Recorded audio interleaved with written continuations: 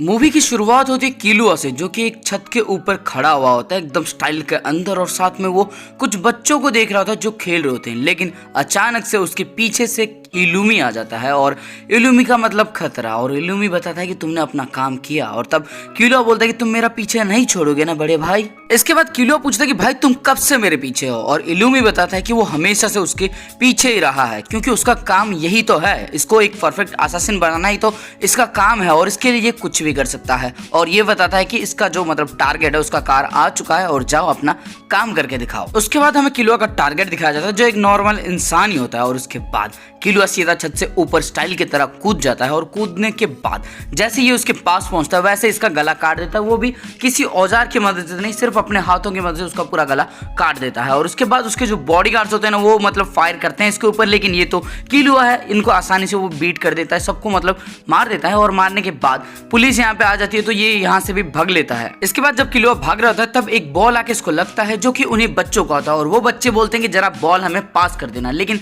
तभी कमीना इलूमी यहाँ पे पहुंच जाता है और बोलता है कि किलुआ तुम्हें दोस्तों की जरूरत नहीं है, क्योंकि अगर तुम दोस्त बनाओगे तो वो तुम्हें धोखा देंगे, अगर वो तुम्हें धोखा नहीं भी देंगे तो तुम उन्हें धोखा दोगे, और एक ना एक दिन तुम उन्हें मार दोगे, बिल्कुल इस तरह से। और ये अचानक से उनकी तरफ भागने लगता है, और उन छोटे छोटे बच्चों को ये जान से मार देता है। और किलुआ सिर्फ चिल्ला रहा होता है कि रुक जाओ, लेकिन वो रुकता नहीं है। और उसके बाद हमें पता लगता है कि एक्चुअली किलुआ सपना देख रहा था, और ऐसा जरूर हुआ होगा, क्योंकि इलूमी के ऊपर मुझे भरोसा है, वो इतना कमीना तो है। इसके बाद एक एयर होस्टेस आती है, किलुआ से पूछती है कि सर कुछ प्रॉब्लम है क्या आपको, लेकिन किलुआ बोलता है कि उसे कोई प्रॉब्लम नहीं है। और उसके बाद ये बताती है कि ये सियाह सिटी बहुत जल्दी पहुंचने वाले हैं, तो आप थोड़ा सा रेस्ट ले लीजिए और थोड़ी सी नींद भी ले लीजिए। इसके बाद किलुआ अपने दिल के अंदर सोचता है कि मैं कभी भी गॉन को धोखा नहीं दूंगा। और उसके बाद सीन शिफ्ट होकर हमें एरोप्लेन दिखाया जाता है, और उसके अंदर अभी गॉन जग चुका होता है। और वो पूछता है कि क्या बात है किलुआ, तुम मेरे फेस को इस तरह से क्यों देख रहे थे। लेकिन किलुआ बोलता है कि मैं नहीं देख रहा था तेरे फेस के ऊपर, लेकिन गॉन बोलता है कि तुम देख रहे थे। और इसके बाद इन दोनों के अंदर थोड़ी सी बहसबाजी होती है मजेदार वाली, लेकिन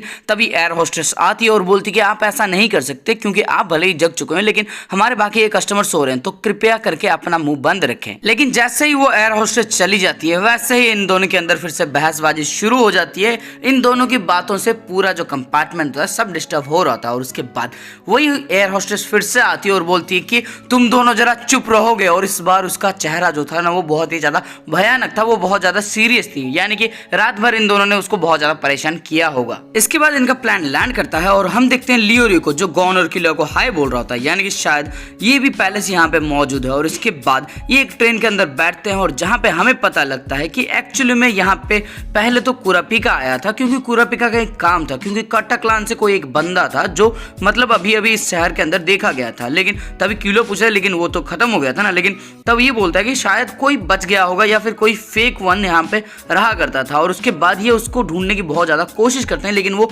मिलता नहीं है। लेकिन जिस दिन वो हार मान जाते हैं और ढूंढना छोड़ देते हैं और वापस आने वाले होते हैं, तब एक बंदा इनको देखने को मिलता है, जो कि कुरापिका को जानता था, और उसका नाम था पायरो। उसके बाद कुरापिका इसको देख के हैरान हो जाता है और बोलता है कि पायरो। और तभी पायरो इसकी आवाज से इसको पहचान जाता है और बोलता है कि तुम तो कुरापिका हो ना, तुम कुरापिका हो ना, मेरे पास आओ, मुझे तुम्हारा फेस को हाथ लगाना है। क्योंकि पायरो बचपन से अंधा होता है ना, तो इसको मतलब दिखाई नहीं देता, तो ये फेस पे हाथ रख के पता लगा सकता है। तब ये उसके पास जाता है, लेकिन पायरो तब बहुत ही बड़ी घिनौनी चाल चलता है। वो अपनी आंखें खोलता है, और उसकी आंखें होती ही नहीं है, और इसकी जो आंखें होती है वो इससे छीन लेता है। और उसके बाद कुरापिका जो होता है वो नीचे गिर जाता है, क्योंकि अब उसको कुछ दिखाई नहीं दे रहा। लेकिन पायरो अब सब कुछ देख सकता है, और ये देख के लियोरियो पायरो के ऊपर हमला कर देता है। लेकिन लियोरियो इतना ज्यादा माहिर होता नहीं है, तो ये पिट जाता है उसके साथ। और तब कुरापिका ये फाइट करने की कोशिश करता है, लेकिन कुरापिका के पास अभी उसकी आंखें नहीं है, तो उसको दिखाई नहीं देगा, तो वो फाइट कैसा करेगा। इसलिए पायरो से ये दोनों बड़ी आसानी से हार जाते हैं, और इस तरह से कुरापिका की आंखें चोरी हो जाती हैं। इसके बाद गॉन पूछता है कि अभी कुरापिका कैसा है, और तभी लियोरियो बताता है कि इमरजेंसी ट्रीटमेंट इसने कर दिया है, और साथ में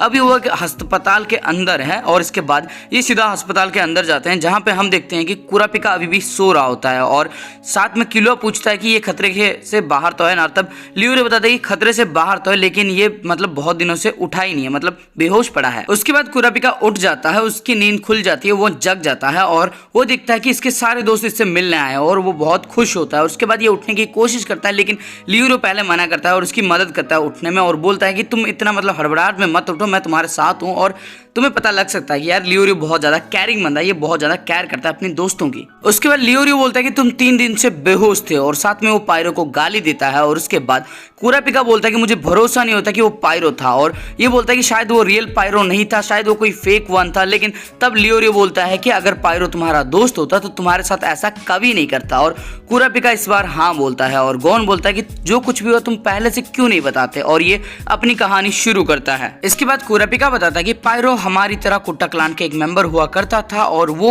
और मेरा ड्रीम, दोनों का ड्रीम एक ही हुआ करता था। हम दोनों बाहरी दुनिया को देखना चाहते थे और साथ में वो मेरा बहुत अच्छा दोस्त हुआ करता था। हमारे 128 ब्रदर्स थे यानी कि भाई बहन थे और वो मेरा एक खास दोस्त हुआ करता था और हमारे दिमाग के अंदर कुछ नहीं था जब तक हमने एक लड़की, शैला नाम की एक लड़की थी, हमने उसको बचाया। उसकी वजह से हमें एक बुक मिली जिसके अंदर कुछ लिखा था बाहरी दुनिया के बारे में और उसके जरिए हम बाहरी दुनिया से कांटेक्ट करना चाहते थे, हम बाहर की दुनिया को जानना चाहते थे। और जिसने भी उस बुक को लिखा था वो एक प्रोफेशनली हंटर हुआ करता था और साथ में उस बुक को पढ़ने के लिए हमने डिक्शनरी का यूज किया था। लेकिन बाहर की दुनिया में जाना इतना आसान नहीं हुआ करता था क्योंकि हमें एक एग्जाम देना पड़ता था। मैंने लैंग्वेज और जनरल नॉलेज में पास कर लिया था लेकिन सेल्फ कंट्रोल एग्जाम अभी होने वाला था। उसके बाद कुरापिका के दादाजी बताते हैं सेल्फ कंट्रोल एग्जाम के बारे में। वो बताते हैं कि इसको मतलब शॉपिंग करने के लिए जो पास का शहर है उसके अंदर जाना होगा, लेकिन कंडीशन ये है कि इसकी आंखें एक बार भी लाल नहीं होनी चाहिए और इसके लिए ये इसको मतलब एक पार्टनर भी चूज करने के लिए बोलता है। लेकिन ये किसी एक्सपीरियंस बंदे को चूज नहीं करता, वो पायरो को चूज करता है। जिसके बाद ये थोड़ा सा हैरान हो जाता है, उसका दादाजी हैरान हो जाता है और बोलता है कि क्या बात कर रहे हो तुम, इस अंधे को लेके जाओगे, इसको दिखाई नहीं देता, ये तुम्हारी कोई मदद नहीं कर पाएगा और बहुत सारा सामान तुम्हें खरीदना होगा, जरा ठीक से सोच लो। लेकिन कुरापिका अपनी जिद पे अड़ा रहता है और बोलता है कि नहीं, मेरे साथ पायरो ही जाएगा और उसके दादाजी मान जाते हैं। इसके बाद कुरापिका के दादाजी इसको आंखों में ढालने के लिए एक लोशन देते हैं और बोलते हैं कि इसको अगर तुम एक बार अपनी आंखों में डालते हो तो इसके बाद अगर तुम्हारी आंखों का कलर चेंज होता है तो वो चेंज पूरे 24 घंटे तक रहेगा, यानी कि एक बार भी इसकी आंखें लाल होती है तो अगले 24 घंटे तक इसकी आंखें फिर से नॉर्मल नहीं होगी। उसके बाद पायरो उस दवाई को लेने जाता है लेकिन उससे वो गिर जाता है और उसके बाद वो उसको ढूंढने लगता है लेकिन इसको मिलता नहीं है। फिर कुरापिका बोलता है कि मैं तुम्हारी मदद कर देता, लेकिन पायरो बोलता है कि तुम मेरे ऊपर भरोसा कर सकते हो, मैं ढूंढ लूंगा और उसके थोड़ी देर बाद वो ढूंढ लेता है हाथ मार मार के। इसके बाद कुरापिका और पायरो 2 ऑस्ट्रिच लेके निकल जाते हैं। एक में ये 2 बैठते हैं और दूसरे के अंदर सामान लेके आएंगे और इस सीधा शहर के अंदर पहुंचते हैं जहां पे ये बहुत ज्यादा मजाक मस्ती करते हैं, अपना सामान खरीदते हैं। लेकिन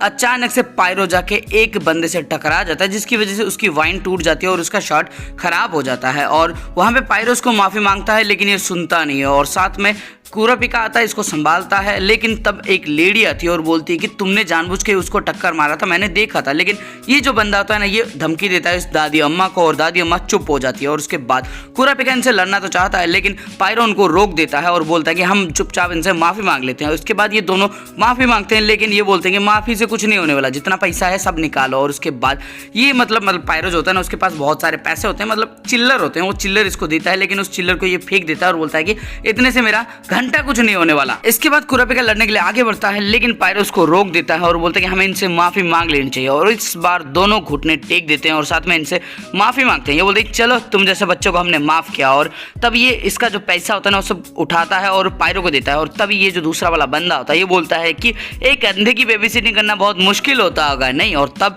ये बहुत ज्यादा गुस्से में आ जाता है और लिटरली इसको पीट देता है और इसकी आंखों का रंग भी बदल जाता है। इसके बाद कुरापिका सीधा इसके सामने जाता है और इसको एक जोरदार लात मारता है जिसकी वजह से नीचे गिर जाता है और उसको उठने के लिए ये बोलता है और जैसे ये उठता है वैसे फिर से एक और लात मारता है, फिर से उठने के लिए बोलता है, फिर से लात मारता है। मतलब जितनी बार ये उठता है उतनी बार ये उसको लात मार के उसकी हालत बुरी कर देता है और उसके बाद पायरो आके इसको बड़ी मुश्किल से रोकता है लेकिन ये रुकने का नाम नहीं ले रहा होता। तभी एक और बंदा होता है, वो बताता है कि एक बूढ़े व्यक्ति आया था हमारे पास परसों, तब उसने कहा था कि तुम्हें गुस्सा दिलाना है और हम बस इसलिए कर रहे होते हैं। तब इसको पता लगता है कि एक्चुअली वो बूढ़ा व्यक्ति कोई और नहीं, इसका दादाजी था। तब ये पूछता है क्या मेरे दादाजी ने पायरो के बारे में कुछ बताया था? तब ये बताता है कि हाँ, अनइंटेंशनली कुछ कुछ ना कुछ तो बताया था, इसकी बॉडी के बारे में कुछ बताया था। तब इसको बहुत ज्यादा गुस्सा आता है, ये जाके उसको भी लात मारने लगता है, 2-3 लात उसको मारता है। उसके बाद जो दादी अम्मा इनको सपोर्ट कर रही होती है वो देखती है कि इसकी आंखें लाल हो चुकी है और वो बोलती है कि ये तो शैतान का बच्चा है, इसकी आंखें देखो, ये शैतान का बच्चा है। और उसके बाद सबके सब इसको शैतान बुलाने लगते हैं। और उसके बाद होना क्या था, इसको ना चाहते हुए शहर को छोड़ के जाना पड़ता है। उसके बाद जब ये वापस आ रहे होते हैं तब कुरापिका बोलता है कि हमारा बाहर जाने का सपना सिर्फ सपना ही रह जाएगा। लेकिन पायरो बोलता है कि ऐसा नहीं है, हम बाहर जा सकते हैं। लेकिन ये बोलता है कि मेरी आंखें तो मतलब अभी स्कारलेट है, रेड होगी। लेकिन उसको वो आईना दिखाता है और उसकी आंखें अभी भी ब्लैक होती है। और तब पायरो बताता है कि जब मेरे से वो दवाई गिर गई थी तब मैंने दवाई का बोतल चेंज कर दिया था, जिसकी वजह से अब तुम नॉर्मल दिख रहे हो। और उसके बाद हम देखते हैं कि कुरापिका को पास कर दिया होता है और कुरापिका बाहर दुनिया की से मिलने के लिए तैयार होता है। वो बाहर की तरफ जाता है ताकि वो पायरो के लिए एक अच्छा सा डॉक्टर ढूंढ सके जो उसकी आंखें वापस लाने में मदद कर सके। और उसके ठीक 6 हफ्ते बाद ये जो क्लैन था इनको फैंटम ट्रूप ने मिलके खत्म कर दिया। उसके बाद कुरापिका बताता है कि पूरे 128 विलेजर्स को उन्होंने मार दिया था और साथ में एक मैसेज भी उन्होंने छोड़ा था जिसमें लिखा था कि हम किसी भी चीज को मना नहीं करते, इसलिए हम कुछ भी चुरा सकते हैं। उसके बाद कुरापिका को कुछ विजन्स आते हैं जिसके अंदर पायरो किसी की गोदी में होता है और वो बंदा पायरो को लेकर एक चेयर में बिठाता है, उसको सनसेट दिखाता है। और जब ये सनसेट देख रहा होता है ना तब इसको एक पहाड़ दिखता है जो कि छोटा सा होता है और साथ में उस पहाड़ के अंदर एक सर्कुलर छेद भी बना होता है। उसके बाद जो बंदा इसको लेके जा रहा होता है वो उसका जो कपड़ा पहनने का स्टाइल कुछ प्रिस्ट जैसा होता है और साथ में उसने काले कपड़े पहने होते हैं, एकदम मतलब चिपक के रहता है ना, स्किन टाइट वाले वो वाले कपड़े पहने होते हैं। और साथ में इसके हाथों में स्पाइडर का एक निशान होता है और वो नंबर 4 का स्पाइडर का निशान इसके हाथों में होता है। उसके बाद कुरापिका बोलता है कि उसके हाथ में नंबर 4 का टैटू बना होता है, लेकिन नंबर 4 तो हिसोका था। तो शायद ऐसा हो सकता है कि हिसोका को उसने रिप्लेस किया होगा और वही बंदा होगा जिसने कुरापिका की आंखें चुराई होगी। उसके बाद लियोरियो बोलता है कि सबसे पहले हमें कुरापिका की आंखों को ढूंढना होगा और उसके लिए वो एक ड्राइंग बनाता है उसी डिटेल से। और वो ड्राइंग इतनी गंदी होती है कि सच में 2 साल का बच्चा भी इससे अच्छा ड्राइंग कर लेगा। और यही बात गोन को भी लगता है और वो बोलता है कि मैं अपने हंटर लाइसेंस की मदद से उस जगह को ढूंढ लूंगा। और इसके बाद ये सीधा चले जाते हैं हंटर लाइसेंस मतलब एसेस करने के लिए कोई जगह चाहिए होगी ना, तो यहाँ पे जाते हैं और एसेस करने की कोशिश करते हैं जहाँ पे इनको बहुत सारी लोकेशंस मिलती है। और तब इन्हें पता चलता है कि ये जगह जरूर आसपास होगी, तो ये पास के रीजन में देखते हैं और उसके बाद एक शहर के अंदर जाते हैं जहाँ पे इस तरह की बहुत सारी जगह है। तो उस शहर के अंदर जाने के बाद ये पता लगाने की कोशिश करेंगे। इसके बाद गॉन सीधा टिटोरिया डिस्ट्रिक्ट की तरफ भागने लगता है, लेकिन किलोआ बोलता है कि तुम अपना हंटर लाइसेंस भूल गए और गॉन बोलता है कि ये तुम्हारे पास ज्यादा सेफ रहेगा। और ये दोनों सीधा चलने लगते हैं टिटोरिया डिस्ट्रिक्ट और यहीं पे लियोरियो रुक जाता है ताकि वो कुरापिका की देखभाल कर सके। इसके बाद हम गॉन और किलोआ को देखते हैं जो एक बड़ी सी पहाड़ी चढ़ रहे होते हैं और बड़ी सी पहाड़ के ऊपर आने के बाद इनको टिटोरिया डिस्ट्रिक्ट पूरा क्लियर दिख रहा होता है और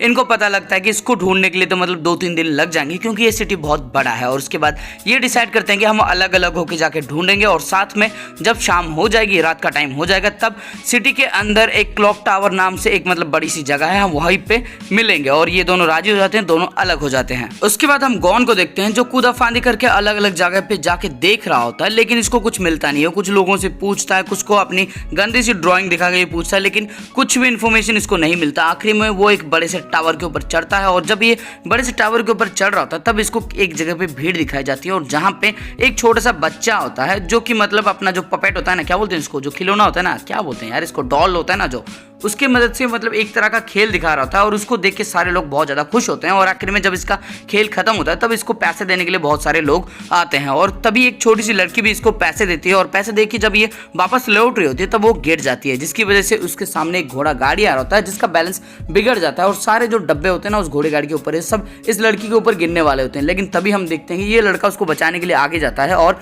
सारे के सारे बॉक्सेस इसके ऊपर गिर जाते हैं। लेकिन अचानक से जब धूल हटती है तब हम देखते हैं कि गॉन ने इन दोनों को बचा लिया होता है बहुत पहले ही। इसके बाद वो छोटी लड़की इन दोनों को शुक्रिया अदा करके यहाँ से निकल जाती है और उसके बाद वो जो लड़का होता है ना वो भी गॉन को शुक्रिया अदा करता है और इनके बीच थोड़ी सी बातचीत होती है जहाँ पे पता लगता है कि इस लड़के का नाम रेत्सु है और ये भी अपना नाम गॉन बता चुका होता है और वो बोलता है कि तुम्हारा नाम याद करना बहुत ज्यादा आसान है और गॉन उसकी तारीफ करता है कि तुमने जो खेल दिखाया काफी कमाल का था। और तब गॉन को पता लगता है कि ये जो लड़का है ये बहुत दिनों से यहाँ पे रहता है, तो ये पूछता है क्या तुम यहाँ की हर जगह को जानते होते हो? बोलते हैं कि हाँ एक तरह से जानता हूँ। और उसके बाद ये अपनी गंदी सी ड्राइंग उसको भी दिखाता है और बोलता है इस जगह को पहचान सकते हो क्या, और उसके बाद सीन शिफ्ट हो जाता है। इसके बाद किलुआ एक वैसी जगह को देख रहा होता है, लेकिन यहाँ पे कोई घर नहीं होता और साथ में सूरज जो अस्त हो रहा था ये यहाँ से नहीं हो रहा था, यानी कि ये वो जगह नहीं है जिसको ये ढूंढ रहे हैं। और उसके बाद ये सीधा शहर में क्लॉक टावर के पास आता है, जहाँ पे ये गॉन को दिखता है एक लड़के के साथ, यानी कि रेत्सु के साथ देखता है। उसके बाद गॉन जब इसको दिखता है तब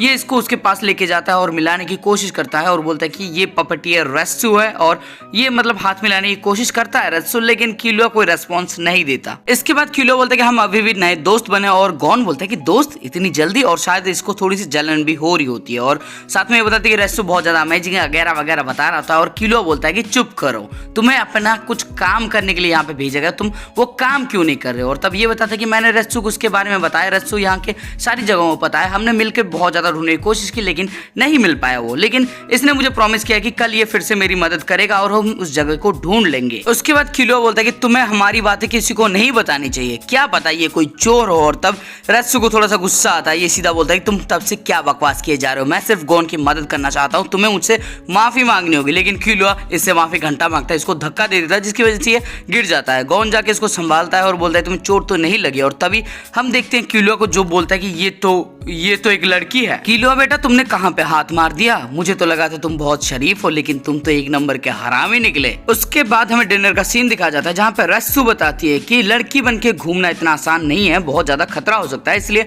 मैं एक लड़की की तरफ भेस लेके घूमती हूँ। और उसके बाद किलुआ बोलता है कि हाँ तुमने अच्छा किया, क्योंकि मैं भी तुम्हें पहली बार में पहचान नहीं पाया था, और किलुआ अगर नहीं पहचान सकता तो गॉन क्या घंटा ही पहचानेगा। उसके बाद गॉन सवाल करता है क्या तुम अकेली ही ट्रैवल कर रही हो, और रेत्सु बोलती है कि हाँ मैं अकेली ही ट्रैवल कर रही हूँ, क्योंकि मेरा बड़ा भाई जो है वो एक पपेटियर है और मैं भी उसी की तरह एक बड़ा पपेटियर बनना चाहती हूँ, और साथ में स्ट्रीट में मैं घूम घूम के अपना परफॉर्मेंस को अच्छा कर रही हूँ। उसके बाद रेत्सु अपना पपेट निकाल के दिखाती है और बोलती है कि ये मेरा बेस्ट फ्रेंड है, और बताती है कि इसको मैंने खुद अपने हाथों से बनाया है। तब किलुआ बोलते है कि इसकी आंखें बहुत खूबसूरत है, और तब ये बोलती है कि पपेट की आंखें अगर खूबसूरत होंगी तो उसके अंदर सोल आ जाती है। इसके बाद ये खाना खाते हैं और तुम्हें पता है किस तरह से ये दोनों भुक्कड़ खाना खाते हैं। उसके बाद हम कुरापिका को देखते हैं जो सपना देख रहा होता है पायरो के बारे में, और तभी हिसोका इसके सामने आ जाता है और हिसोका अपना पत्ता इसके गले में लगा देता है। लेकिन कुरापिका बोलता है कि तुम जब चाहो तुम मुझे मार सकते थे, यानी कि तुम अभी मुझे मारने के लिए नहीं आओ, तो बताओ तुम किस लिए यहाँ पे आए हो। तब वो बताता है कि ये उसको बताने के लिए आया कि इसकी आंखें आखिरकार किसने चुराई हैं।